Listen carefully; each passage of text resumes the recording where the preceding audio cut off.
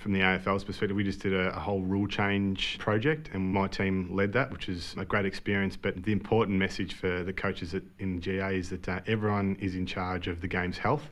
It just can't be the decision makers or the GA or the standing committee. It's basically everyone needs to take care of the game and make sure it's played at a really exciting pace and level. Coaches are in the business of winning games. It's a little bit different to what a governing body is. The governing body is there to put on a game and a spectacle and make sure that it's really good for our fans. But the coaches just need to understand that that's part of the governing body's role, and the coaches have, and the governing bodies understand that coaches are there to win. But there's probably a bit of a balance that we are in an entertainment business at the end of the day. I know it's sport, and sport is great when it comes to community and connection and setting the right values. So it's a bit of a balance for us. The first thing from our perspective is actually getting coaches' feedback and sitting down with them and spending some time with them on what things they don't like, where's the game headed, where has it been. Having that dialogue is really, really important from a governing body, and actually sitting down with coaches, because at the end of the day, coaches spend 80 hours a week in the game, and we don't like the word experts. If there's any experts in our game, it's probably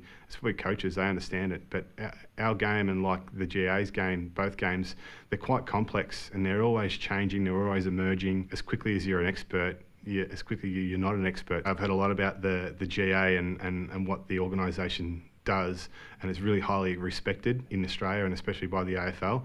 But coming in and spending a couple of days here, I can see why, and it's definitely the pride and passion that exists in the counties and in the clubs is the reason why this organisation is successful, and I'm sure it's going to be successful in the future because of the volunteers. They've got a true passion for the sport and the sport they play and coach or administer. Those two things, pride and passion, were phenomenal.